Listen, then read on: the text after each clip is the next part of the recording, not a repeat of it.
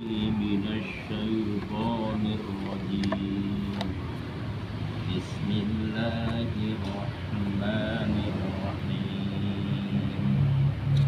الحمد لله رب العالمين الرحمن الرحيم مالك يوم الدين إياك نعبد وإياك نستعين اهدنا الصراط المستقيم صراط الذين أنعمت عليهم غير المغضوب عليهم ولا الضالين.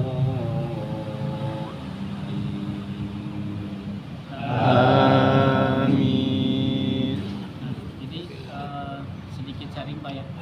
Pertama memang dalam ilmu tajwid itu ada namanya makhraj dan sifat. Nah, makhraj itu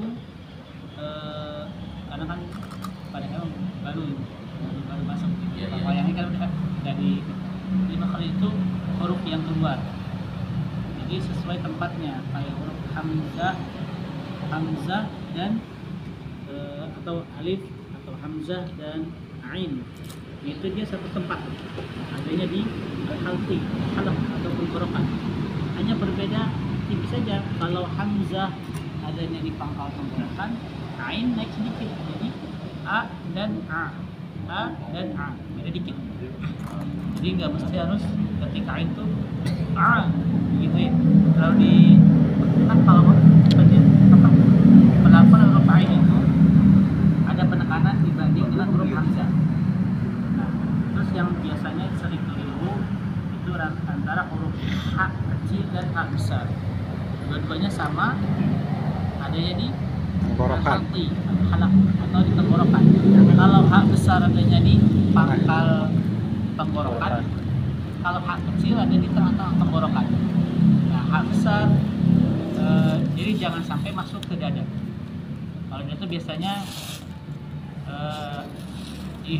nah suka ada tuh kita dengar atau alaihim. Nah, itu alaihim itu dari dada. Nah, sedangkan hal besar adanya di tempat keluarnya di pangkal tenggorokan. Jadi ketika kita nyebutin h udah masuk tuh h besar.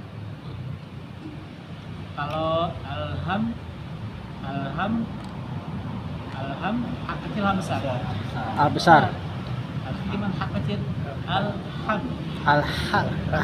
Jadi itu sama-sama makhraj dari tenggorokan, kemudian sifatnya pun sama. Mempunyai namanya sifat al-hams. sifat al-hams. Ketika pelafalan, ketika diucapkan harus ada nafas yang keluar, wajib. Jadi wajib. Jadi diikutin ada 10 huruf. Masih hafal? Lupa Pak Ustadz. Fahasahu syakhsun sakat. Fahasahu syakhsun sakata. Jadi ketika pelafalan 10 huruf wajib ada nafas keluar karena sifatnya al-hams. Karena ini mah masih materi Pak, kita dikit-dikit. Iya. Jadi kemudian biasanya yang keliru itu di hak kecil dan hak besar dan ro. Nah, itu salah satu kita bisa melihat bacaan sudah sesuai dengan kaidah ilmu tajwid atau belum itu biasanya dilihat daripada bagaimana cara pelafalan huruf ro. Jadi ro itu dia punya dua sifat, ro tafkhim, ro tarkhim. Tafkhim itu apa? Tafkhim tipis.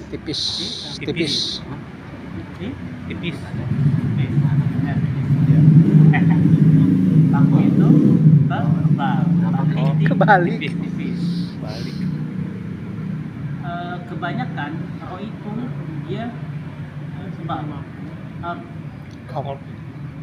Apa? Ketika ro-nya harokatnya fathah, dhammah, kemudian sukun, itu biasanya ro, al. Nah, kalau kasroh biasa ri. Jadi tadi kalau tebal tuh cara pelafalan itu ujung punggung lidah, jadi punggung lidah di ujungnya nempel ke langit-langit. Itu biasanya nempel ke langit. Kebanyakan pakainya Ngegiling. rafaim atau tebal. Itu adalah perbedaan antara makhraj dan sifat. Nanti mungkin karena materi makhrajnya sudah lewat, baik sambil jalan satu dulu. Gak apa-apa. Kan biar menyesuaikan. Kita fokusnya masih di Al-Fatihah.